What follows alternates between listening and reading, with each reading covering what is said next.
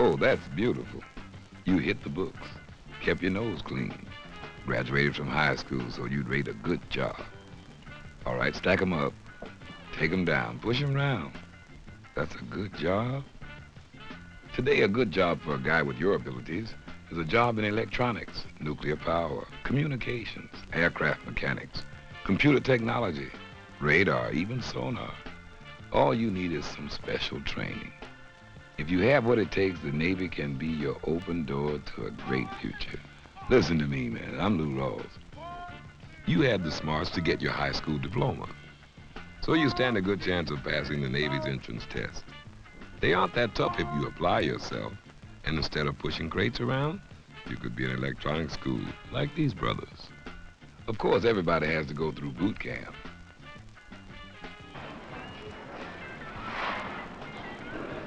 You get checked in.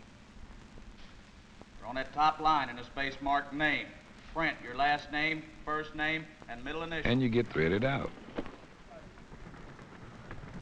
And your schooling starts right here. Good morning, men. Good morning, sir. Chief Petty off the building this morning. I'm gonna give you a lecture. Of course, you have to get the old bod in shape, you know what I mean? And you learn to swim. Yeah, swim, man, you dig? Nobody's going to shove you in the pool and let you sink. I mean, they will teach you how to handle yourself in the water, you know. Now, you may not make it to the Olympics, but hey, man, you will be able to stay on top side of the water, you know what I mean? Also at boot camp, you'll take a few more tests to find out what you do best. If it's electronics, you might be sent to a school like this one at Great Lakes, Illinois. If mechanics is your thing, you could go to aircraft mechanics school like this one in Memphis, Tennessee. Now back at Great Lakes, they call this a steam generator lab. Here you'll learn how to turn steam into power. Communications, look what the Navy has for you. In fact, the Navy has over 70 vocational training schools that could be open to you.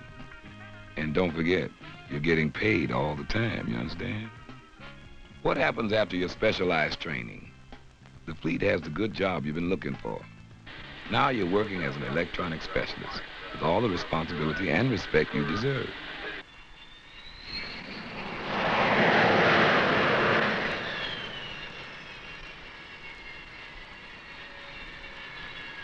Or you're working those cool Navy jets aboard a carrier.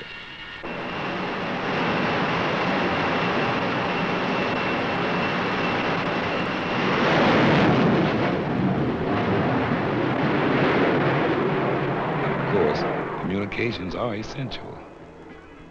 As I said, the Navy has over 70 areas that require good, well-trained people. You could be one of those people. And think of the value of this training in civilian life. I'm Petty Officer Second Class Donald Christian. I've been in the Navy 10 years, and I've been on 4 ships. As it stands now, I'm the senior barber aboard this ship, and I'm also the minority representative. I can sum equal opportunity up as such.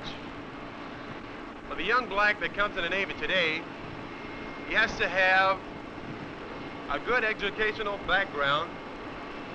He has to have an initiative goal. He has to have self-discipline. And he surely has to have self-motivation.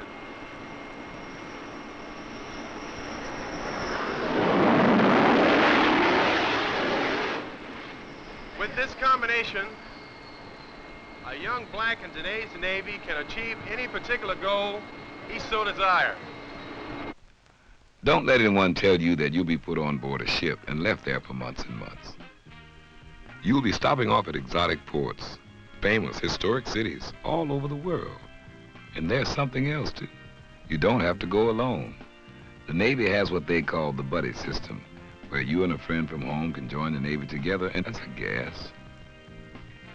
So think it over.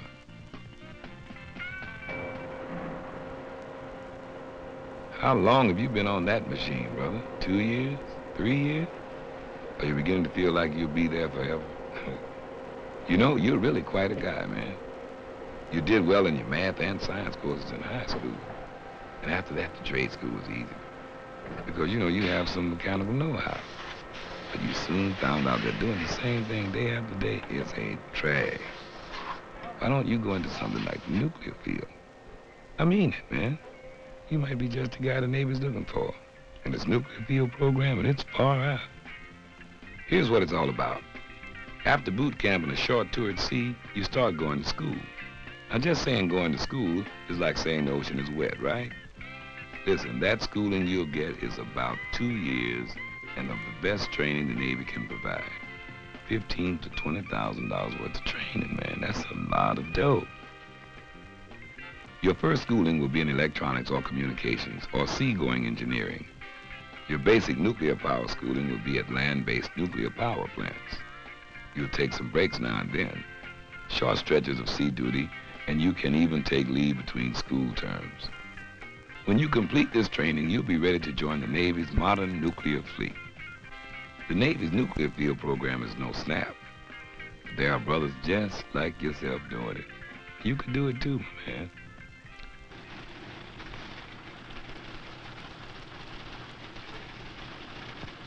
Do you ever get the feeling you're going to be in a steno pool the rest of your life? Why don't you get into something that is interesting, important, and a challenge, like computers, photojournalism, dental technology, lithography, air control, or one of more than 30 different fields the Navy offers? All this is yours in the new Navy, and you will receive the same pay as a man doing the same job, and get the same advancements as a man. It may sound a little scary and unfamiliar to you now, but specialty schools will take care of that. They lay it all out for you. It isn't a case of passing or flunking on your own. The instructors are there to help you over any hang-up. They work with you because they want to see you make it. After completion, you may go on to advanced training or into interesting work as an air control tower operator, or a link trainer instructor, or photographer, or wherever your specialties point. You know, your duties may take you all across the United States, or to England, Italy, Hawaii, or other choice overseas locations. Remember what I said earlier. Pay that's equal to a man's. Advancement equal to a man's.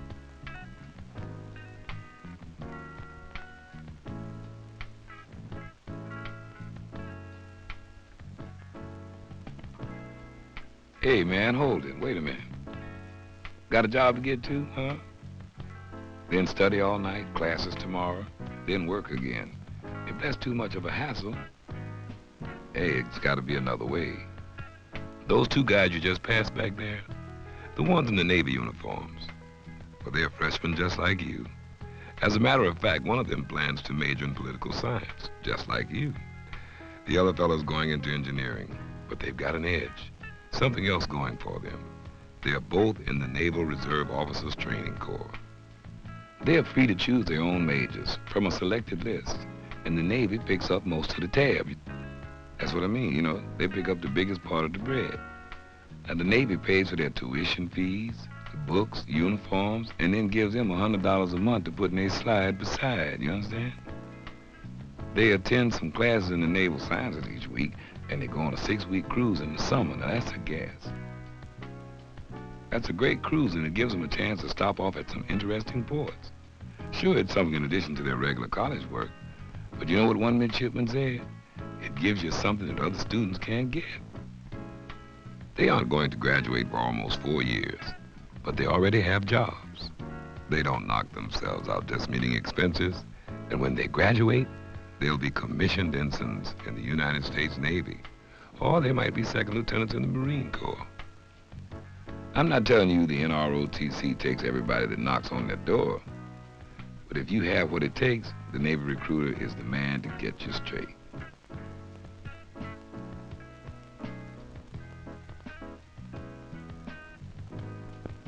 So, you're a law student, huh? You got a future ahead of you. You'll join a big law firm. Then there are the years of doing legwork for the more senior lawyers, then handling briefs in the back room, Then, if you prove out, you can carry some other lawyer's briefcases around. Well, there's a law firm that will give you valuable courtroom experience almost immediately if you're ready. The name of the firm? The U.S. Navy. In the Navy JAG Corps, you will go to work as a practicing attorney, and that means at work in a courtroom. You understand? My name is Trevor G. Bryan. I'm a member of the Judge Advocate General Corps, United States Navy.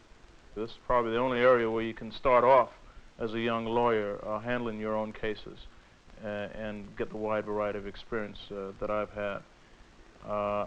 One of the things I will say, again, as regards being a black lawyer in the Navy, is that requests are coming in from all over, almost all over the world, actually, Philippines, anywhere, for black lawyers to represent black clients.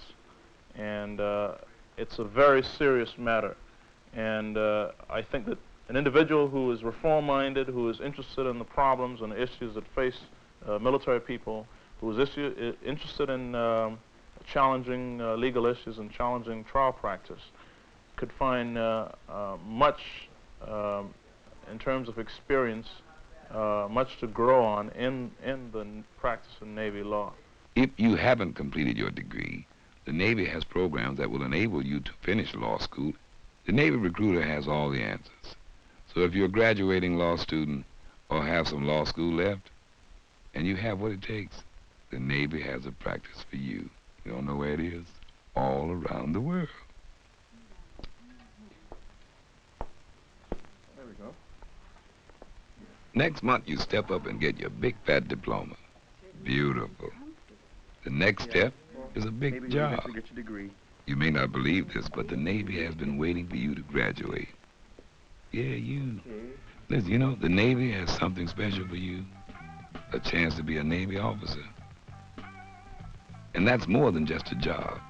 It's responsibility at the management level. It's decision-making, leadership, personal participation. It's rewarding, too, you know. Satisfying. It can happen all over the world. You could be working in public affairs or meteorology, or information and education, counseling, communications, data processing, personnel, supply, administration, whatever your talent suggests. Actually, it doesn't matter what you studied in college, whether it was music or mathematics. The important thing is that you have what it takes to get an education. That means you have what it takes to become a naval officer. The Navy provides airy, spacious living quarters, but the trend is now to cut out and find your own apartment. You know, girls still like the privacy of their own pad, you know, and a place to entertain their friends. As a naval officer candidate, you'll get your indoctrination training here at the Newport, Rhode Island base, and you'll be going to school with the men officer candidates. As a matter of fact, except for some of the engineering courses in PT, all the classes are now co-ed, you dig? Most of the courses will be Navy studies, along with science, math, and leadership. And yes, you will go on a Navy ship. On completion, you will be commissioned an ensign in the U.S. Naval Reserve. Congratulations again and welcome aboard.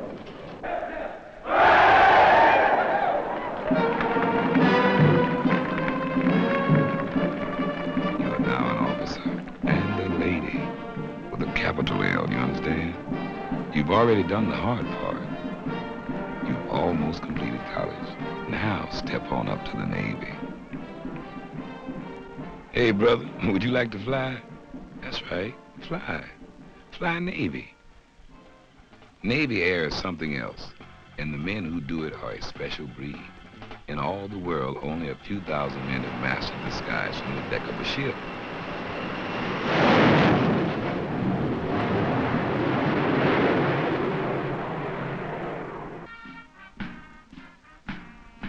It all starts right here in Pensacola, Florida, the Annapolis of the air. Here at Naval Aviation School's command, you'll get your basic indoctrination, instructions in aviation science, and physical training.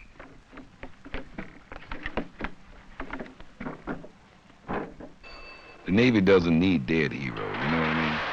So they teach you how to stay alive.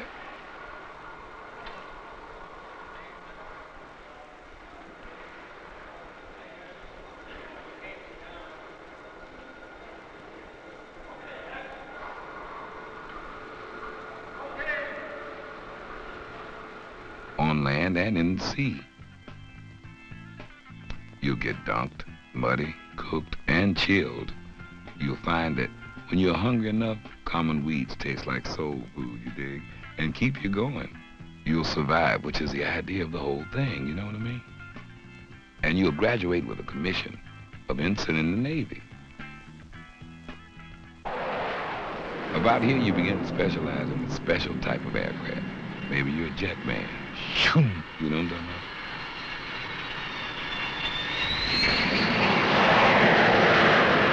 Or a multi-engine type, selected to fly the long-range patrol, anti-submarine or logistical support planes. Or maybe it's helos for you, you know, helos instead of helicopters. But whatever, you go on to intensive training, and you come out with wings on your chest, you understand? You've joined the elite now. You are no longer just someone, you are someone special. But maybe you take a different tack and train to become a naval flight officer, an air crew member who operates the complex electronic systems of the aircraft, early warning systems operations, electronic countermeasures, tactical data systems, anti-submarine tactical, coordination, bombing, and in navigation or radar intercept. And that's a whole lot. That Navy flight training is really special. My name is Fred Boone, and I know. I completed Navy flight training some years ago, and I know it to be the best in the world. Not only do I know it to be the best in the world, but most airlines know it to be the best in the world, too. Just 6 weeks after I was discharged, I had a job with one of the best companies here in America.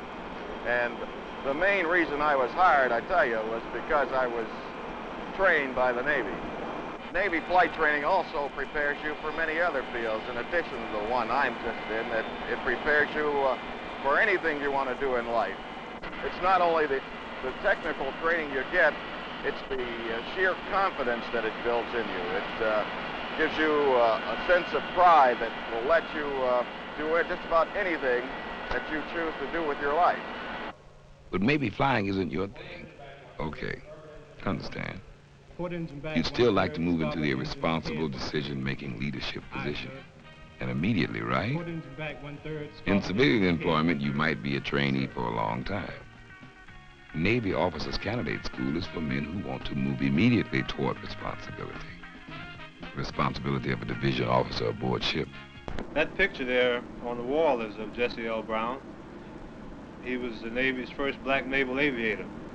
And the ship that we were on is named after him. And that represents the Navy first. There are quite a few firsts in the Navy these days. I've been around for about 16 years now, and I've seen quite a few important changes occur in the Navy. I think that from my own point of view, most of the changes have been positive. But I think what we're talking about is the kind of improvement that is important to a black man.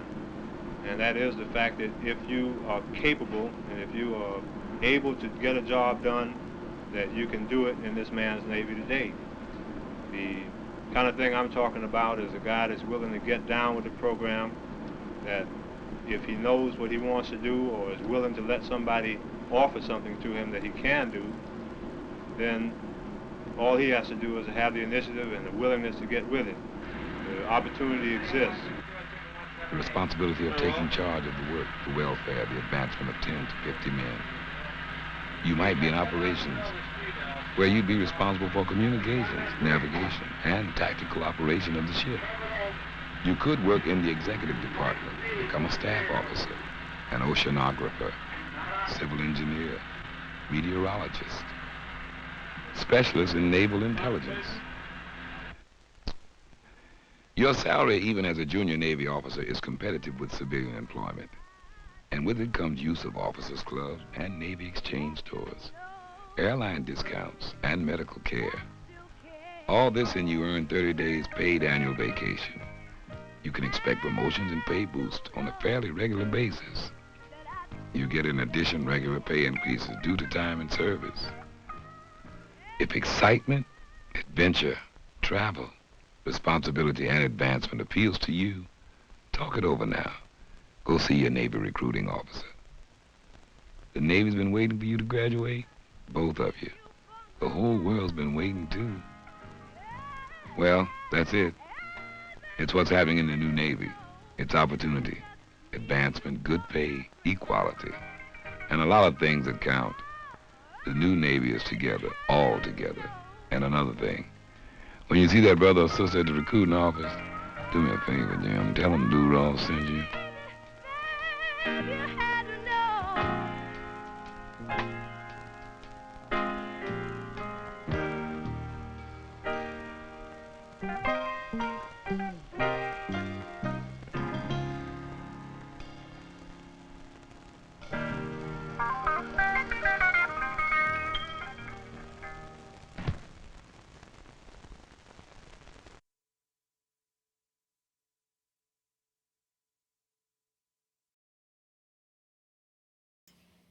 Hey! Hello, everybody. I'm Skip Alzheimer. Welcome to our lunchtime streaming event. We've been doing this is into our fourth week. I'm Skip Alzheimer, and I collect old educational films and show them to folks like you all over the place. So thanks for joining us today. That was All Together, which was a Navy recruiting film aimed at African Americans in the early 70s. Lou Rawls narrated, and he is hip, you dig. I had the opportunity to actually show this film with African American professor at the Hunt Library at North Carolina State University, and he commented on this film. Because he was in the Navy when this film came out. And so he was saying that while opportunities were better sometimes in the Navy, they weren't great. And he had to deal with commanding officers who were still very stuck in the early 20th century and were racist. And I think at some point there was actually a strike that they put on. It wasn't a mutiny, but it was definitely a strike. Because of the unfair conditions. So it wasn't totally rosy, even in the 70s. But I like this film because it is trying to, everything it can possibly do to try to get African Americans to consider joining the Navy because of the opportunities. The opportunities being getting educated, getting legal representation, having a place to live, a better salary, and also an opportunity to meet your partner, man or woman, because most of the classes are co-ed, you dig? So I like this film because it kind of shows you like what was happening at the time. But I guess one of the attractions here was that you could learn to be a commercial pilot through their flight training. This next film is a film made by Northwest Airlines, made in the mid-70s, and it kind of shows what it's like to fly Northwest. So this is Only Way to Fly. Enjoy.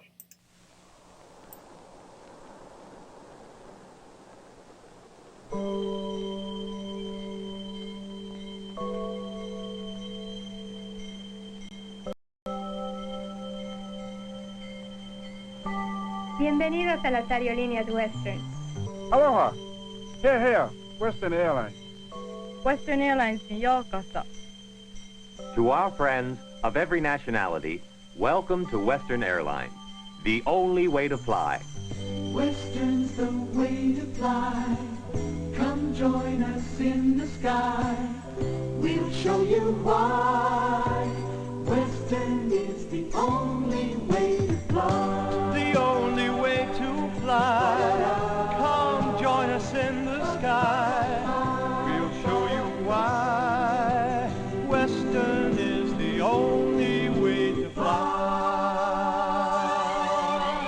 Phoenix, Hawaii, Miami and Reno, Las Vegas, Vancouver, Salt Lake, Sacramento, Denver and Portland, LA, San Francisco, Seattle, Fort Lauderdale and Acapulco.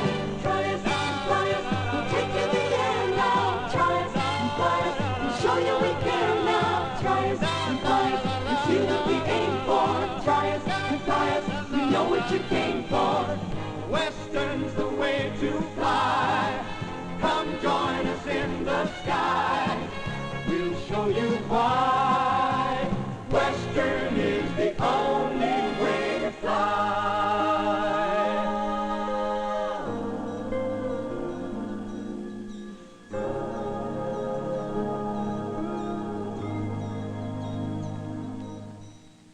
Westerns people, special people, always striving for a new standard of service as the Champagne Airlines. How did it start?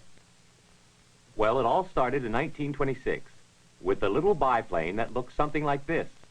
Pathé Newsreel tells the story this way.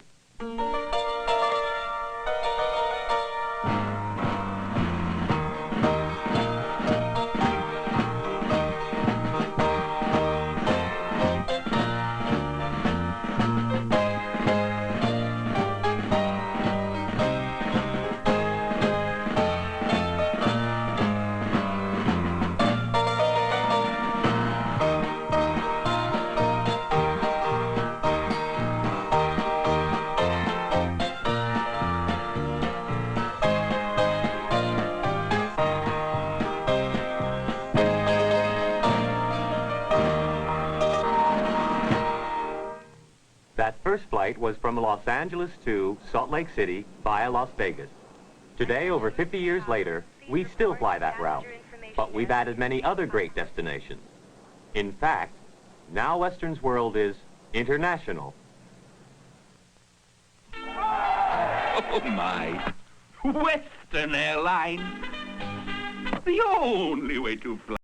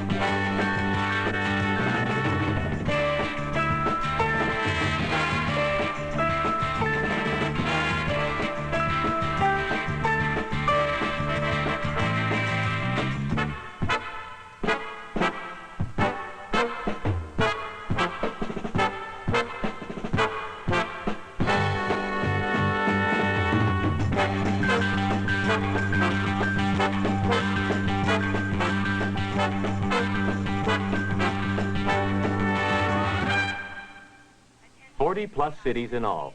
More great destinations on the way. Western Airlines, the only way to fly. Western's the way to fly. Come join us in the sky. We'll show you why. Western is the only way to fly.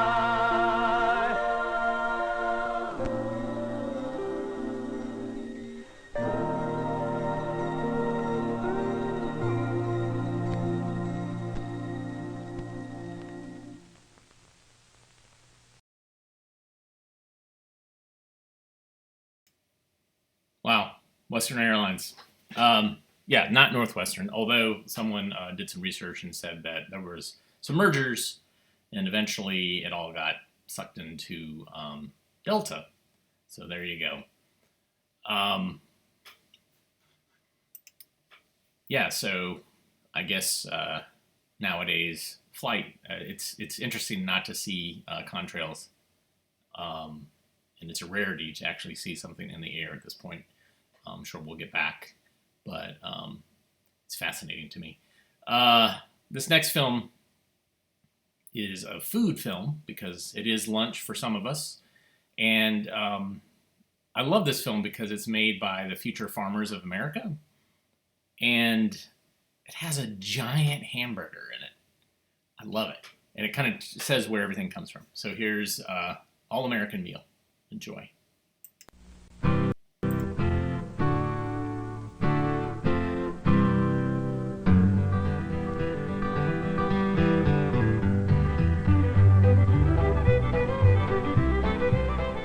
You know, we can tell a lot about people by analyzing what they eat.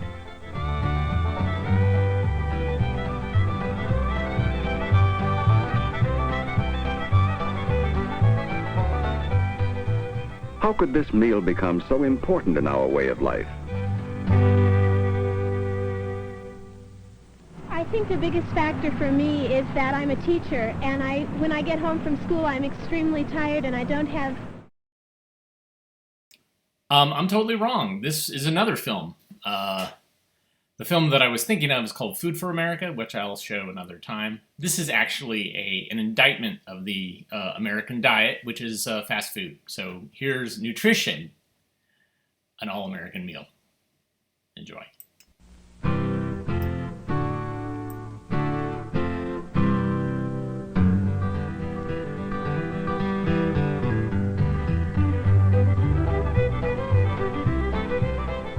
You know, we can tell a lot about people by analyzing what they eat.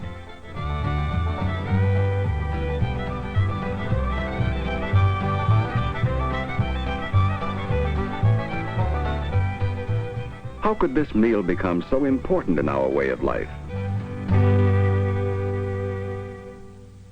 I think the biggest factor for me is that I'm a teacher, and when I get home from school, I'm extremely tired and I don't have the energy, patience, or time to cook a real meal for my family. So we'll often go to a hamburger place and get it because it's quick and convenient and easy, and the food is usually pretty good. So for me, it's that I don't have enough time to cook a real dinner like my mother used to cook me when I was a kid.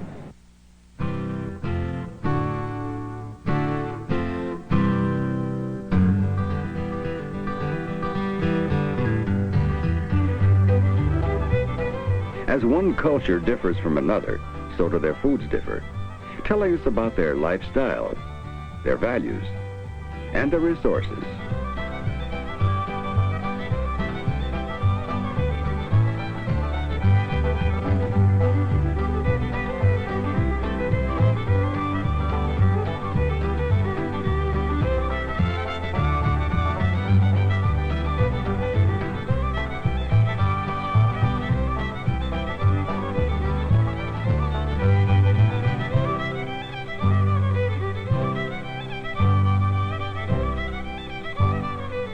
If it is true that we can tell a lot about a culture by what they eat, what does the so-called all-American meal of hamburger, French fries, and soft drinks say about us? What is a hamburger, French fries, and soda pop? Well, everything that we have, all of our objects, the house, the clothes, the car, all say something about us. And what does a hamburger, French fries, and soda pop say about us? We eat a lot of junk. We're lacking thoroughly in imagination. We're lazy. We don't like to cook for ourselves. We don't care what we eat. I think this says that we didn't take the time anymore to sit down to a decent meal and the meal break with it to interrupt the daily hustle and bustle for an hour or hour and a half leisurely enjoyment. They say is that we're always on the go, we're always in the car, we're a mobile society, and we eat on the run. Yes, we do eat on the run.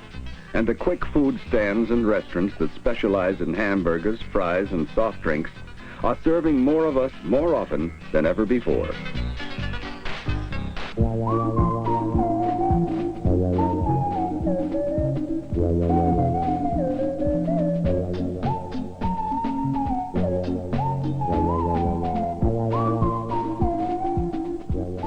Since what we eat helps determine whether we reach our potential physically, it is important to understand the nutritional disadvantages of the meal most often served by all these quick food restaurants.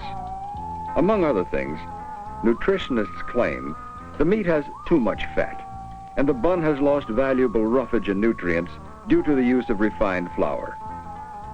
The soft drink adds usually unneeded calories and no other nutrients, while weakening the teeth with acids. And yet more and more people eat this same meal more and more often.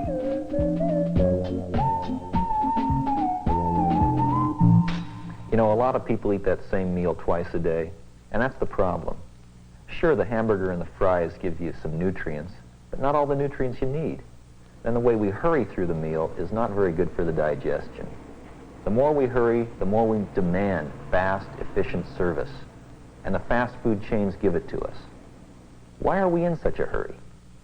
I can answer that in one word: the automobile. It's accelerated our whole pace of life.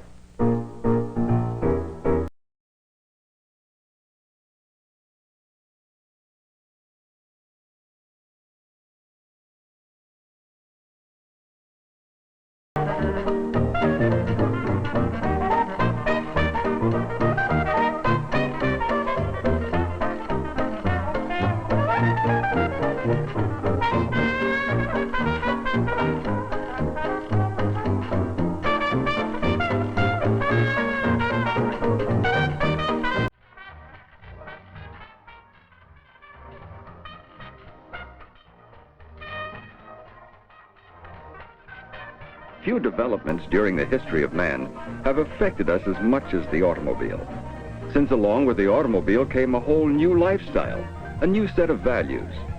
As the auto increased in importance, the pace of our lives increased. Speed and mobility became more important than nutrition.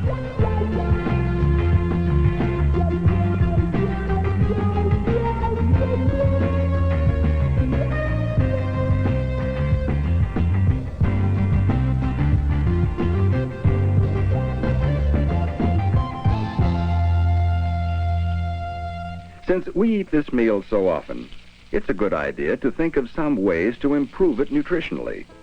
One way is to use lean meat, the leaner the better, since most of us get too much animal fat in our diet.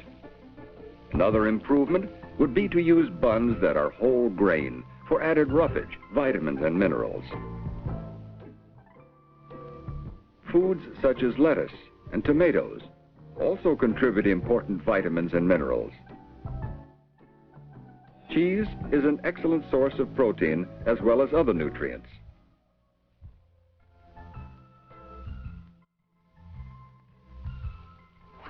And so we have a sandwich with foods from all four food groups: the meat group, the milk and dairy product group, the fruit and vegetable group, and the bread and cereal group. This is the main attraction of the improved All-American meal. Whole grain bun, lean meat, cheese, fresh fruits and vegetables.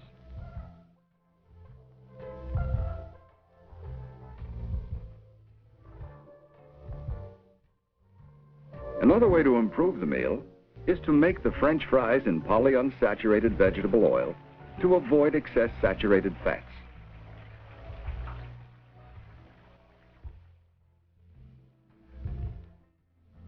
And finally, if for the soft drink we substitute juice or milk, we have still another source of valuable nutrients.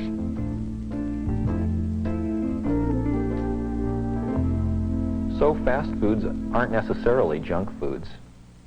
The so-called all-American meal is not really a bad meal, although there's a pretty good case you could make against the soft drink. The real problem is too many people eat that meal too often and don't get the variety they need. And variety is more than just the spice of life. Variety is a nutritional necessity. The other problem with the fast food meal is we miss out on other values. The traditional meal was a time when the family and friends could get together and for companionship, communication. We're losing that now. We're losing the art of conversation, not to mention the art of cooking.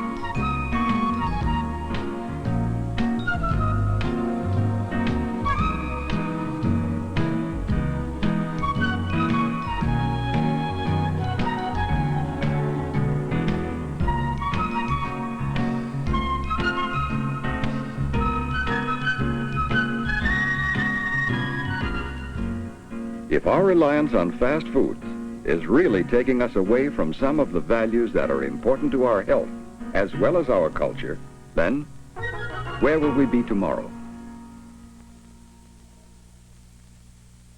100 years from now, they will be looking back at us and say we have been eating a lot of junk. I think they would say that in our time we were always ate in a hurry. We were thinking more about convenience than we were of our health. I think they'd probably say, why was it so slow? They'll probably have faster service foods.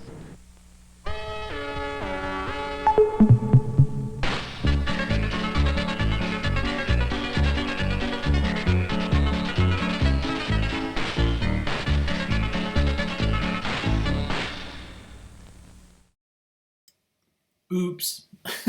Yeah. So sometimes the titles of the films kind of smear together in my head, and so that was definitely not Food for America. Different thing. Also, although it's fascinating that thematically it worked really well with Only Way to Fly. Somebody pointed out that there was these musical montages with still images and panning across the screen and things like that. Really kind of fascinating how that happens. Like occasionally when I do a theme show, there's this sub-theme that appears, and maybe it's subconscious, maybe it's just a serendipity, but I love when that happens. This next film is about rats. Enjoy.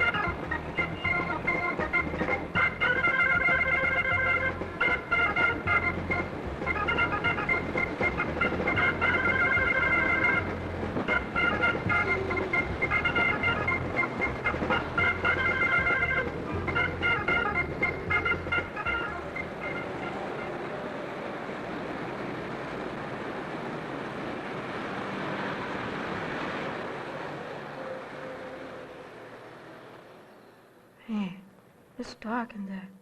Yeah, it gives me the creeps. If you're scared of the clubhouse, don't join the gang, man. Hey, what's that? Something's in here. Come on, chicken.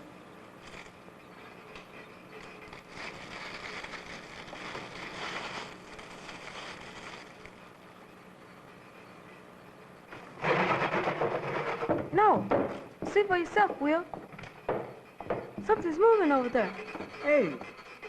Yeah. I think I see him. It must be a million of them. They're gonna get us. I'm getting out. Look at them all. Just leave them alone, man. Stay away from them. They won't hurt you. Yeah, but look what they're doing to our stuff. Hey, Red, get away. Get out of here. Scram, Red.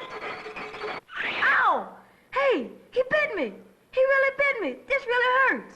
Hey, Joey. Look at the blood. You better get to a doctor. I don't want to, but it sure hurts. It stings. It stings like I never had it hurt so bad. I'm telling you, Joey, you gotta see the doc. You could die from a rat bite. He's right. You better go, man. I told you let him alone. But they were messing up our stuff, Will. Yeah. Did you see what they did to your mitt? Boy, you could kiss that baby goodbye. Well, we'll take care of that later. Going home so your mother can take you to the doctor. After the doc, we'll start planning how to get back at those lousy rats. Brother, this is war.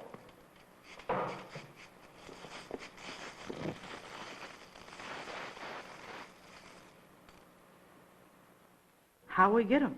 Don't know, but we'll find those rats, and we'll let them have it. Yeah? How? We don't even know where they went. Listen, stupid. I know one thing. That rat that bit you has his own gang, and it's gonna be war. His gang against mine. We'll fight him to the dead of gum. Okay, Will. We're with you.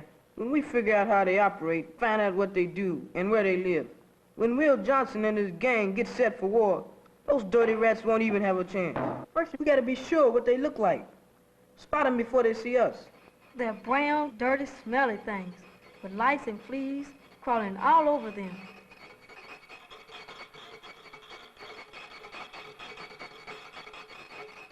They got long tails, sharp, nasty claws.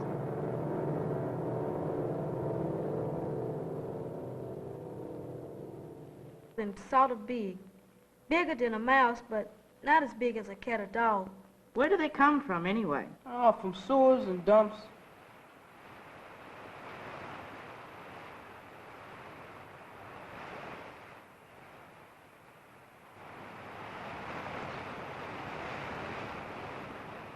Any place you find dirt and filth. There's old man rat sneaking around looking for food and stuff. They're mean and smart. This rat gang is powerful and dangerous. They got weapons to fight with. We gotta look out for her. Hey, Will, you know that teacher, Mrs. Wilson? She's cool. She's okay. What about her? She said that a rat's teeth are one of his main weapons. They're razor sharp. Don't tell me, man. I felt those lousy teeth. Well, Wilson said that a rat's teeth grow all the time, and he's got to grind them so they won't grow right through his head. No kidding. So he's always chewing to keep his teeth small and sharp. Man, I could tell you about that. What else did Wilson say? She said a rat's skin is worse than his teeth. He always hangs around dirty, filthy places and gets germs and fleas on him. Then, he carries the germs and fleas to other rats and to people. It's the germs and the fleas that really make you sick and cause bad disease. Bad enough to kill you. Rat diseases kill more people than all the wars put together. Right, man, and don't ever touch a dead rat, because he could have fleas on his skin that might still be alive. They jump on you and bite you, and the disease that comes from fleas is the worst kind there is. Know something else? They say there are more rats in the world than people. A mother rat can have lots of babies in 6 weeks, sometimes 12 at once. You mean a mother rat can have 12 babies and 6 weeks later have 12 more? Yeah, and it don't take long for them to grow into big dirty rats, big enough to wreck everything in sight. Those stinking things, hundreds of them can be born in just a little bit of time. Sure. That's how they build up their gangs. Before we have a chance to get back at them for the damage they do. We gotta work fast, or they outnumber us. I saw them once in a big bunch down at the dump. thousands of them. Big ones and little ones hanging around in a pack. One thing for sure, the more dirt and garbage and mess, the better they like it. Let's track them down a little. Maybe get some clues, like this mess. Yeah. Thanks a lot, Rat. Hey, guys, look at the tracks. All over. How'd he get there? They're going right up the wall. Those rats are smart, all right. They use their claws to hang on for dear life. Dig right into the cracks and cling to everything. Shooting right up and pull without falling off. They climb fences and run right inside the walls. Imagine having claws sharp enough to do all that. Old man Rat likes the nighttime, don't he? Yeah. You don't see much of him in the daytime. Then he creeps out of his rotten hole at night and starts doing the damage. Wonder how they got in here. Doors closed. They come right through a busted window or chew right through the doors and make holes in the walls with their stinking teeth. They'll chew and gnaw and scratch their way through anything to get a lousy scrap of food or a little water. They'll even chew TV wires and rip up toys and clothes to get stuff to build their nests. Like our stuff. Look what they did to the clubhouse and all our things. I'm really mad. Yeah, makes you want to kill them the minute you see them. But that's not the answer, though. When I stomped and shouted, that's what made the big one bite me. Right, Joy. I hear guys talking about shooting rats and giving them poison. That's not the answer either. There's too many, and they move too fast. I sure don't want to get bitten again. It hurts too much. I once heard about some rats going into a baby crib. They got the baby, too. And they never would have gone near that baby if someone had washed his face and cleaned the crumbs out of his bed. That's it, you guys. If the place is clean to begin with, the rats stay away. He got a nose on him that smells food a mile away. If we got food and garbage laying around, we're asking for it, right? Right, Will. They're not getting any more to eat from us. They need food, shelter, and water to keep alive.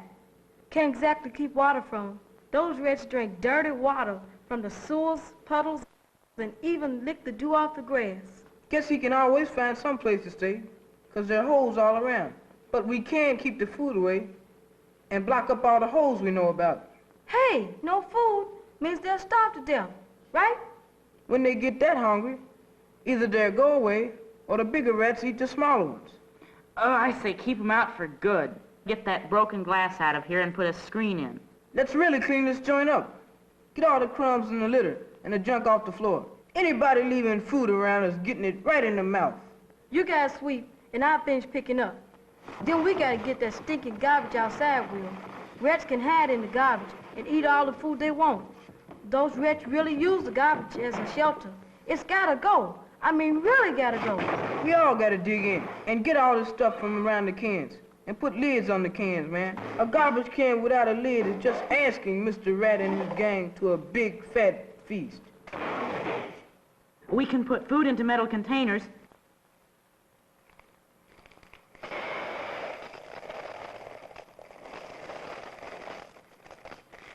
How about that?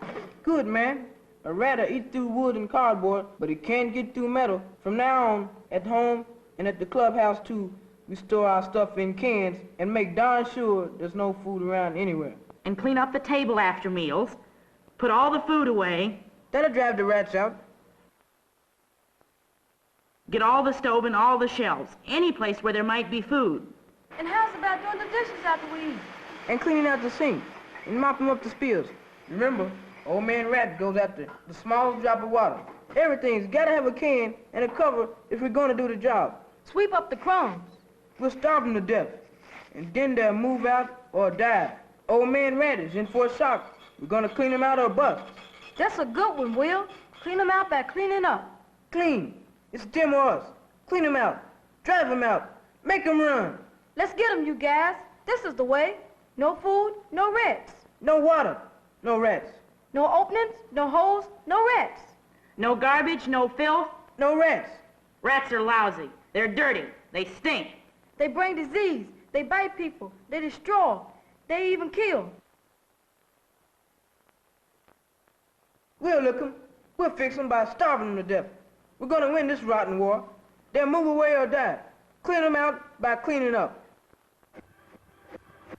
I just wondered, whose neighborhood, whose house will they go to next?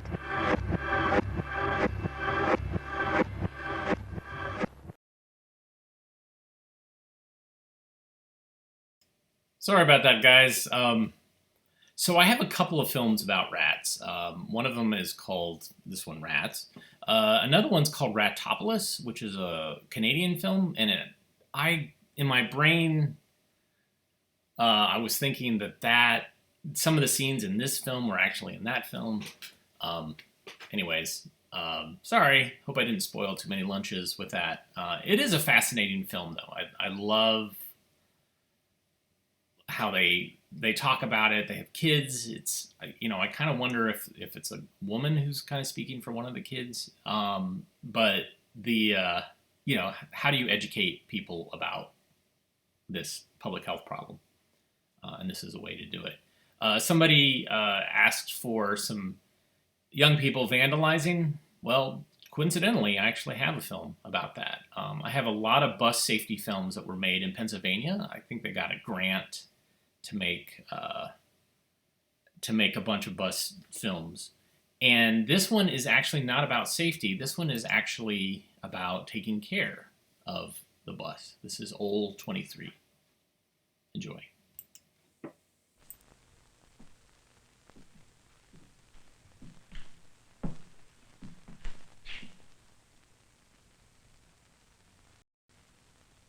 This back's gonna have to be completely recovered.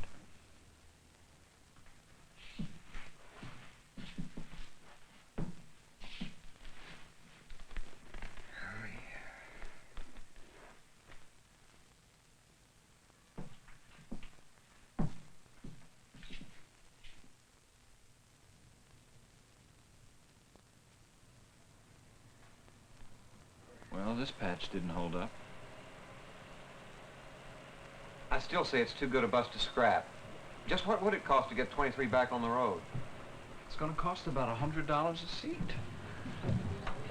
And there's paint for the insides, plus all the labor charges. What if we do the work ourselves? What do you mean? What if I get together with the kids and we supply the labor? Do you think with everything in tip-top shape, Purdon would let us keep 23 going? Who's gonna buy the materials? We don't keep paint and vinyl on hand. Well, can we furnish the materials? That I'd have to clear with the boss. Hey, Jax, telephone. Okay. And there are strict guidelines as to what you can use. Can I look at the manual and see what's required? If we can do it, it sure could save the district some money. Might work. I'm sure Purdon would be willing to listen. I know he'd be interested in saving money.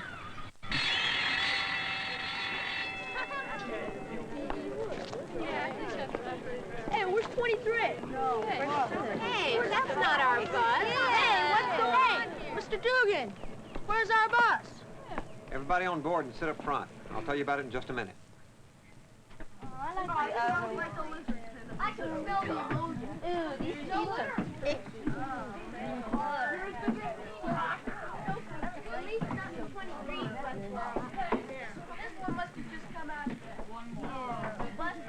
You all want to listen up a second. Is this another safety lecture? Not this time. The school district had to pull 23 out of service. It wouldn't pass inspection. What? Some of the seats are torn beyond repair and the paint is badly chipped and scratched. Big deal. The bus still runs good. We didn't do it. It's still a good bus. Hold it. Wait a second. I agree. I talked to Mr. Jack at the maintenance shop, and he told me that the bus is still mechanically safe. How would you like to save old 23 for another couple of years? Well, if we're willing to redecorate the inside ourselves, at our cost, the school district might let us put it back on the road. And she'd be our boss? For the most part, yes. Oh, it would be used like any other bus for field trips, sports, things like that. But for the most part, ours. What color can we use? Any color you want, however you want. Oranges, blues, pink. You name it, except we've got to use non-flammable, no-lead paint. That's a safety regulation. And no painting over the emergency door. Hey, I saw this movie once about a bus that was painted all over in psychedelic colors. Rainbows, spirals, stars. Can we maybe paint the outside of the bus, too? Nope, just the inside. First of all, the outside's okay. Second, the law says that a school bus has to be this bright chrome yellow to attract the attention of other drivers. Are we gonna reupholster the seats ourselves? Yeah, we sure are. But I don't know how to upholster a seat. Neither do I. But we could all learn together. Maybe some of your parents have reupholstered some old furniture and they could teach us as we go. What do we use for fabric? Anything you want, as long as... Anything? Wait a second. Anything, as long as it's sturdy and fireproof. Another safety regulation. Well, how about it? You want to help me customize old 23? Yeah! Good. Tell you what, if we get permission from the school district, I'll send a letter to your parents explaining what we're up to. I'll let you know tomorrow. Morning, Dr. Mason. Good morning, Bill. I'd like you to meet Jim Dugan. Jim's a bus driver for the district. Nice to meet you, Dr. Mason. How do you do, Jim? I've been anxious to meet you. Sit down, please. It's an interesting idea you have here. I don't believe I've heard anything quite like it before. Well, I appreciate the chance to talk to you about it. Basically, my riders and I would like to customize one of the district's buses, number 23. I've checked with the maintenance shop, and they've looked over the bus carefully. Structurally and mechanically, it's still sound. Because of its age, the district had it scheduled for replacement, but I had to pull it out of service last Friday. Yes, Bill, I read your report. The riders, my riders and I kind of like the bus. And we think we can save the district a few dollars if we customize the inside and keep it going for a couple of more years. It is an unusual idea. You are sincere about this. I sure am. And we can do it over a weekend. Have you thought of the safety requirements? No outside paint, no blocking any views, no flammable fabrics of any kind, that sort of thing? Jim's been through all that with me and with maintenance, and we understand the requirements. How much do you think an idea like this could save the school district? A new bus could cost as much as $22,000. Number 23 is still a good bus. So if Jim and his riders can keep it safely on the road for even one more year, we could save almost $2,000. Jim, I think your idea has merit. I think a project like this could be fun, and it may even help stop some of this school bus vandalism. You have permission to customize number 23.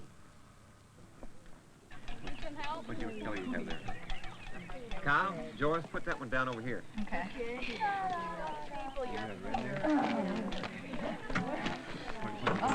No more of those.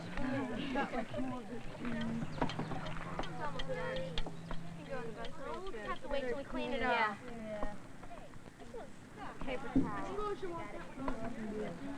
Kyle, make sure you keep all the parts together. Okay, Mr. Junior. All right.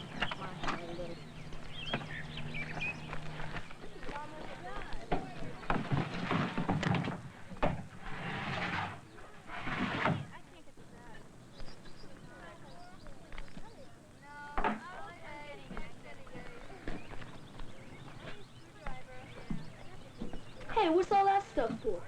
I don't know.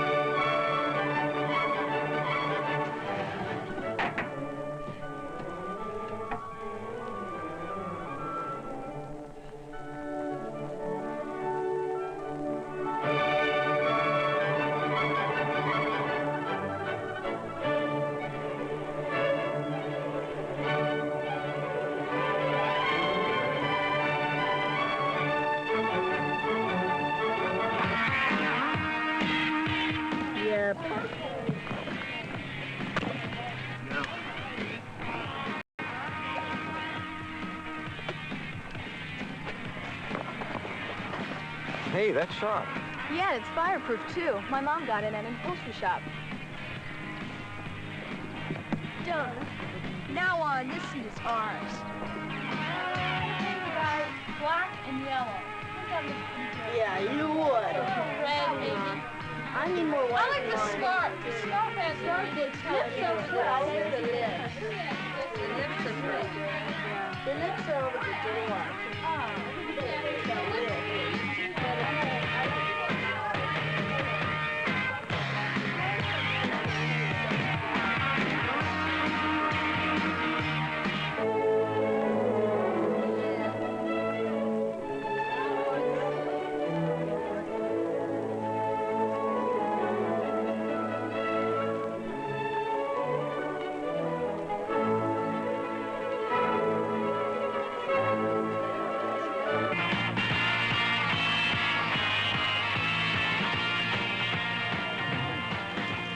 That's looking good, Caroline. Thanks.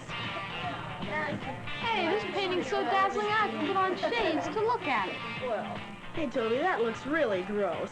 I think it's a masterpiece.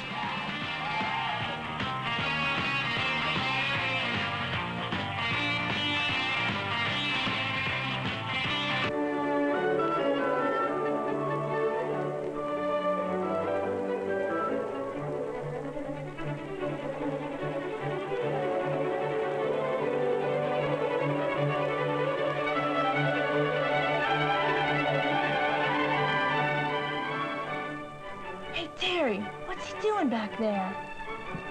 I'll find out what's going on.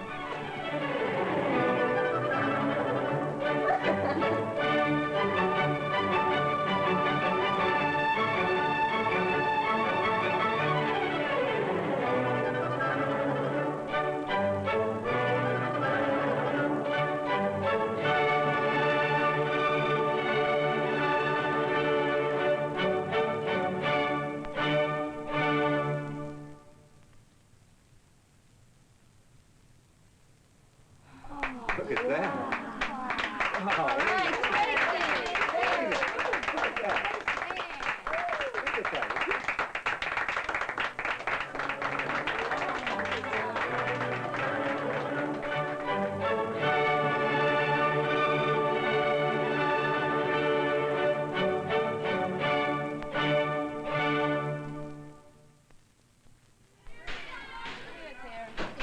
Yeah. Hey, man, you ought to see the inside of our school bus now. We spent all Saturday painting and customizing the seats. Oh, yeah? Hey, man, we got a customized school bus. Sounds cool. Too bad I walk. Hi, Marty. I'll never see it unless maybe we get it for a game. You won't believe it when you see it. Hey, guys. Yeah? Old number 23 is unreal.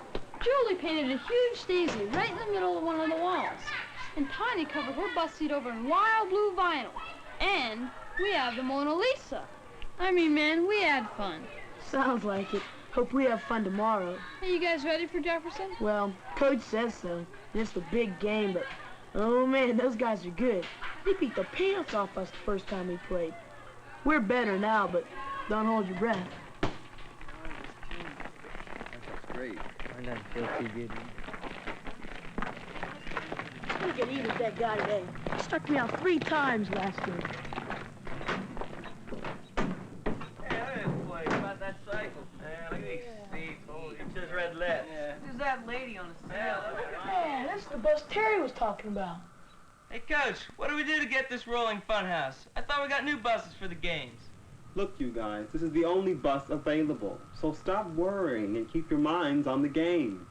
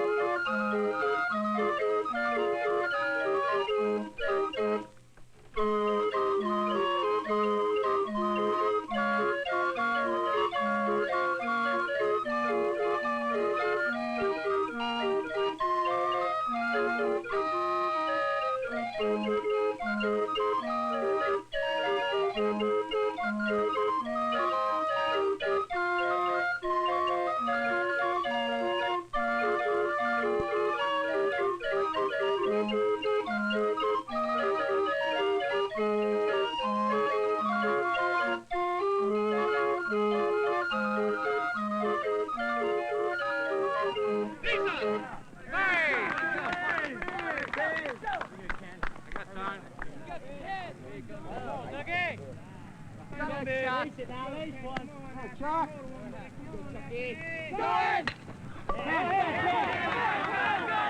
Head for home. Get out here, get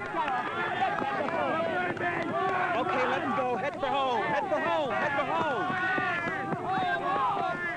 Out! No! Safe! He dropped the ball.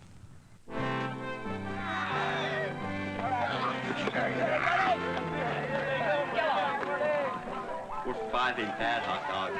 Better than what you got.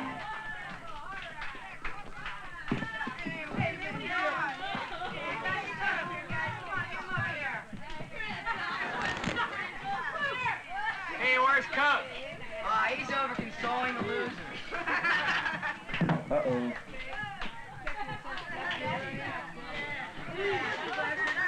Hey, Gary, throw this in my bag. Glad you weren't pitching today. Hey, Ken, give me one of those. Hey, Fat, glove. Glove.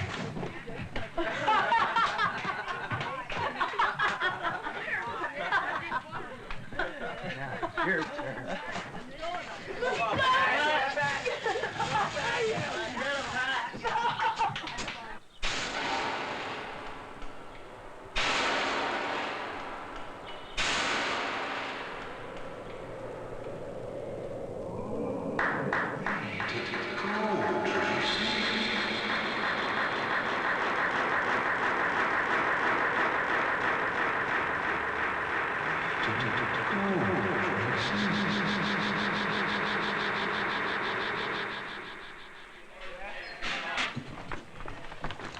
Hey, Jim. Hello, Jonathan.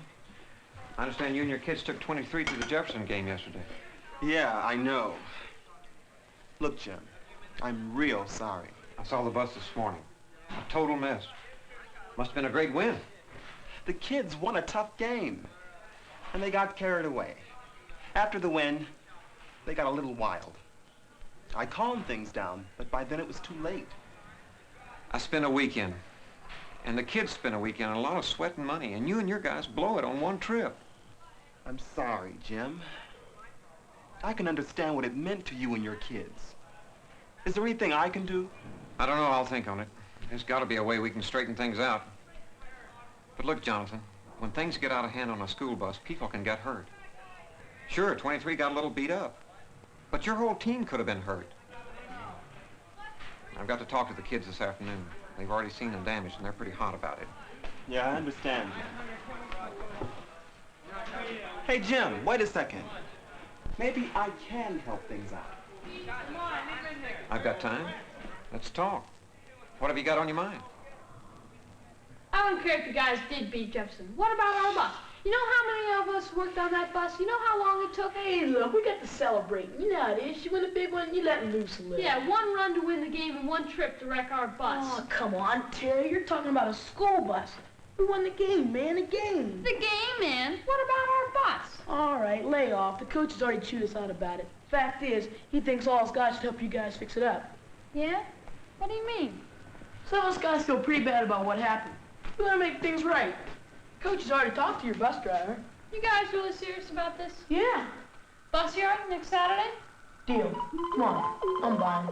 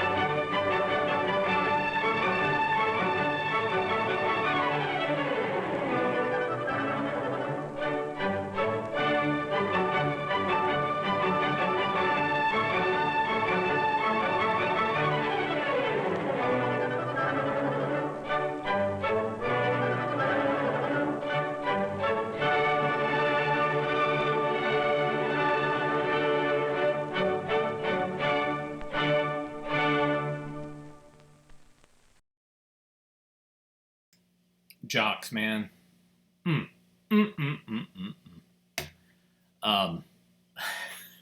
I spent most of my grade school and high school life riding a school bus. I didn't really get a license until I was in college. Well, no, I actually had a license, but after I graduated from high school, I got it. But no, I mostly rode the school bus and would do homework on the school bus and saw all sorts of shenanigans on a school bus. My sister chimed in on one of the comments and was asking me, there was a song that we would sing when our school bus, which was number 2, would come, and it was a variation on the "Here Comes the King" Budweiser song. I won't sing it for you because I could just barely remember it, but yeah, that's what we used to do. So I feel bad about the Rats film. I feel bad that I portrayed all rats as bad. This film will make up for that. But before we get started with that, I just wanted to say thanks so much for joining us for this lunchtime thing that we do. And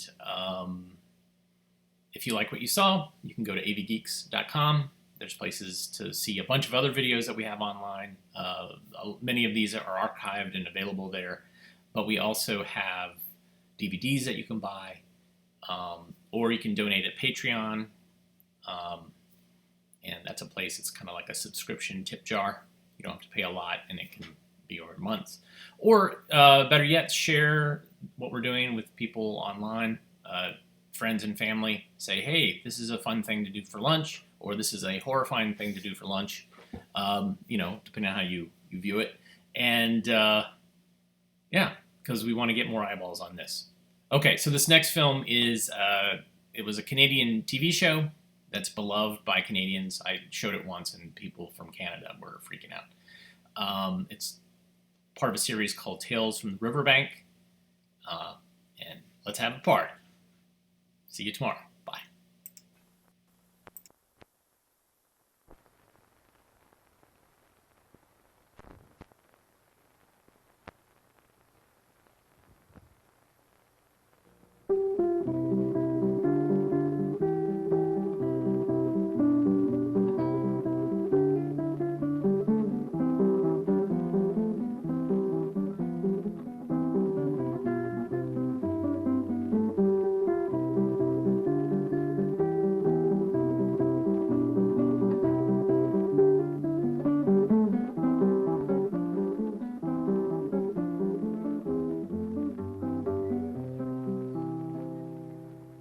On a quiet, pleasant afternoon, nothing at all was happening.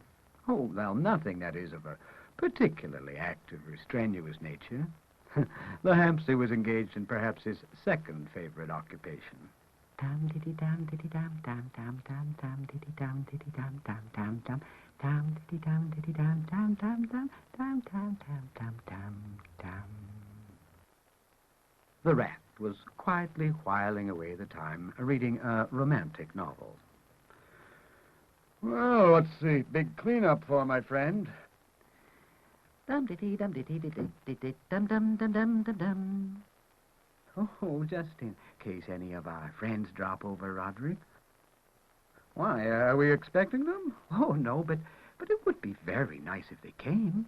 Dum da dum dum dum dum dum. Dum diddy dum diddy day diddy. Well, my goodness, Hammy, why don't we have a party? Oh, Roddy, when? Why, well, we'll send the invitations out right now. Oh, Roddy, can I help? The rat threw down his book and briskly walked over toward the typewriter, stopping to ask the hamster who he would like to invite. Why, all our friends, Roddy.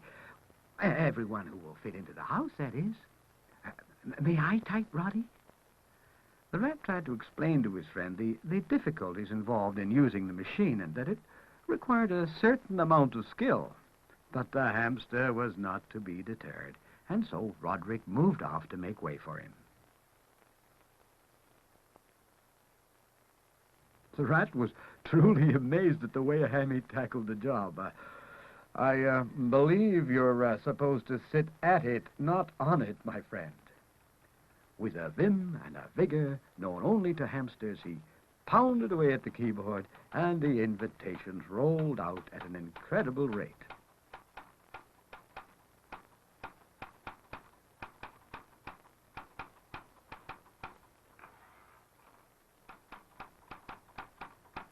Meantime, the rat took his position at the little desk beside the typewriter and began to sign the invitations that his friend was typing.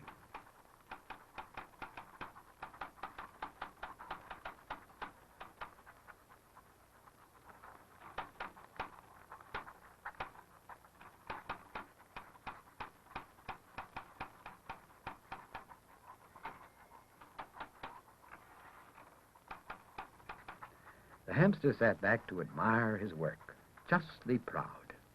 But eventually there were simply no more invitations to type, and many other things to be done. So he set about doing them with a vengeance. Roderick proceeded with the invitations to the mailbox.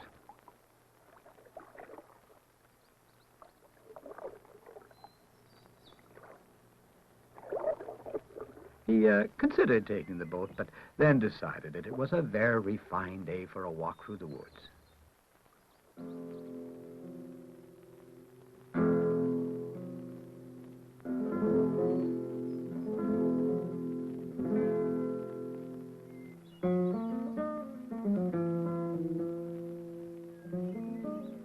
He hadn't gone far when he was stopped by a familiar sound.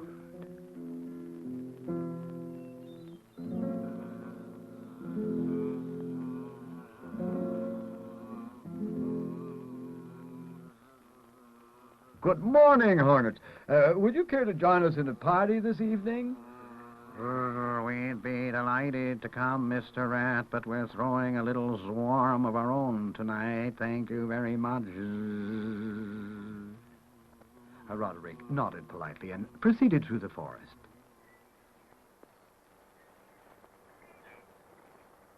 He asked the flowers, and they replied that they would love to come, but were really in no condition to travel. Roderick understood.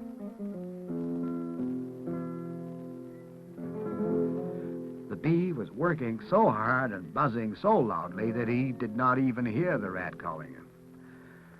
I say, shouted Roddy, we're throwing a party. Oh, we workers don't have very much time for that kind of thing, but we'd be glad to supply the honey. The offer was accepted, and Roderick moved on. Then suddenly he stopped and looked very embarrassed. I hear that you and Hammy are giving a party tonight, Mr. Rat. Roderick stammered. Well, yes, and we would like to have you, dear, only you know that I'd never be able to get through your front door. Well, now, that's all right, Roddy. I understand. Now, please don't feel badly about it. Say hello to Hammy for me. There was a spicy flavor in the air that made the trip seem very short, and with a leap and a bound, Roderick found himself at the hollow stump, which served as a mailbox for the community.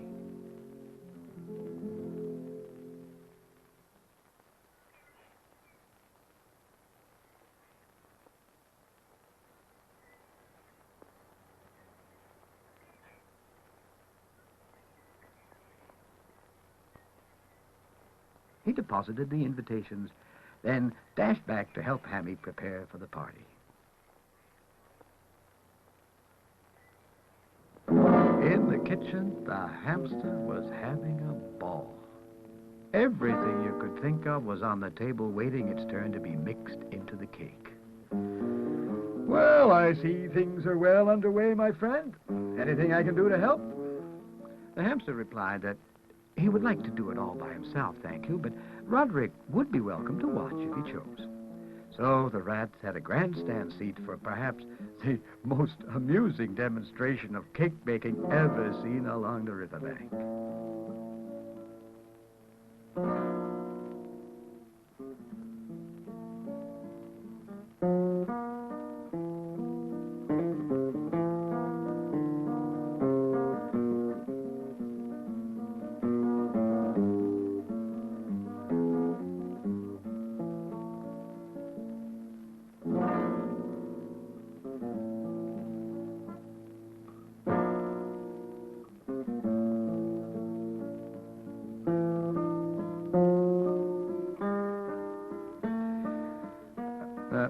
Hammy, are you sure you need so much flour? Why, the last time I baked a cake, Hammy.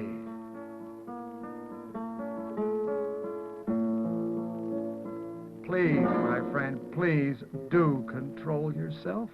Oh, Roddy, it's all so exciting. I just get carried away. Oh, my. Now, what have you got in mind? Well, I've used everything but the kitchen sink, and I thought just for good measure we might try. The rat explained that this was just an expression used by some people who'd never known hamsters, and suggested that the batter was quite well seasoned without it.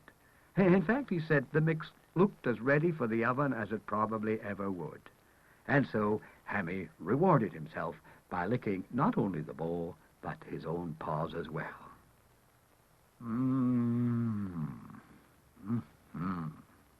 The tantalizing smells that came from the oven set Hammy's nose twitching as it had never twitched before. Well, I think it's about time, my friend. Well, before Roderick had finished speaking, the hamster had the oven door open and was sniffing away at the contents. Bring it out, and we'll see what kind of a cook you are, old boy, said the rat. Well, Hammy needed no urging. He was into the cake as though he had not eaten for days. Hammy, I thought the cake was for the party, cautioned Roderick. Oh, Roddy, forgive me, but I just had to taste it.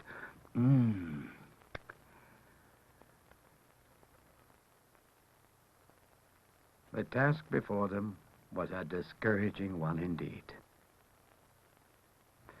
Oh, my, we'll never get this all cleaned up in time for the party, moaned Hammy. The rat assured his friend that there was no such word as never. The hamster struggled with the broom and managed to clear up most of the debris in short order. Oh, Roddy, I've always wanted to dust. May I please dust the room? Roderick averred that the hamster might make a very fine duster indeed. So Hammy started in, and the dust fairly flew ahead of him.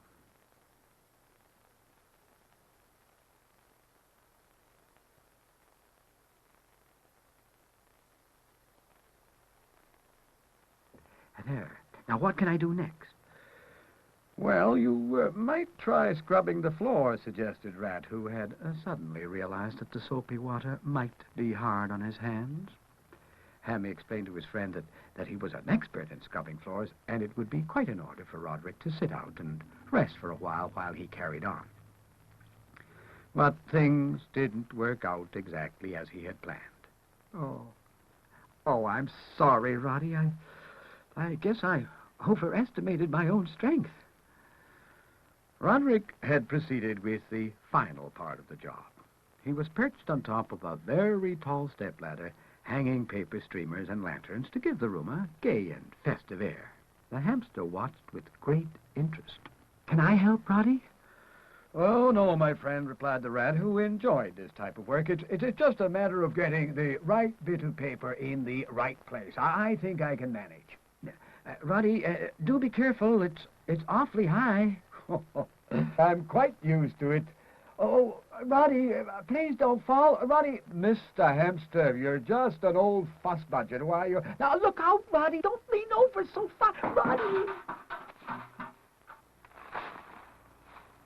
The rat was a sorry sight and looked very much ashamed of himself for all his overconfidence a few moments ago. Are you, all right, my friend? He asked rather sheepishly. I'm fine, Roddy. I hope you didn't hurt yourself. And he moved out from under the pile of paper toward the rat. Roderick assured Hammy that the only damage had been to his pride, and that, if nothing else, he had learned a great lesson from the accident, and hoped that Hammy had too. And Hammy assured Roderick that he was always learning great lessons from him, and for this reason watched him very closely at all times. Well, upon hearing this, the rat resolved to be much more careful in future about falling off ladders and other things. After mutually consoling one another, the two friends started in again. A very reserved rat on top of the ladder, and a very helpful and devoted hamster dashing hither and yon below, getting together all of the things that the rat needed to complete the decorations.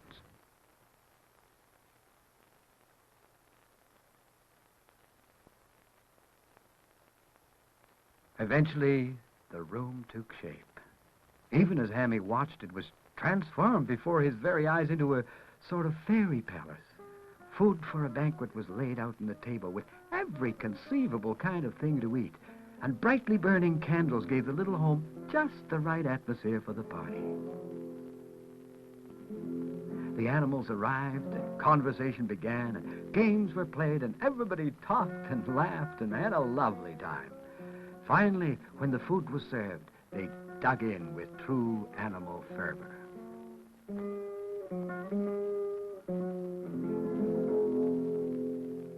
The hamster and the rat congratulated each other on a highly successful evening.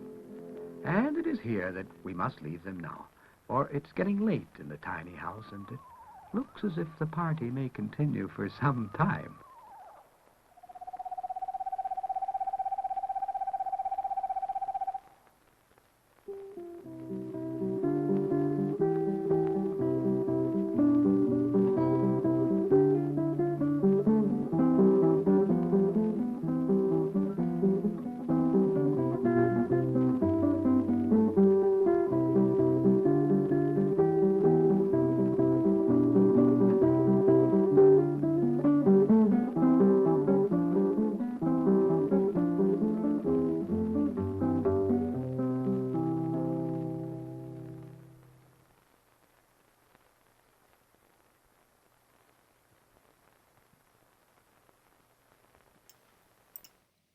So feel free to have a party with the rodents in your life. Thanks everybody for coming out. I will see you hopefully again tomorrow. Bye.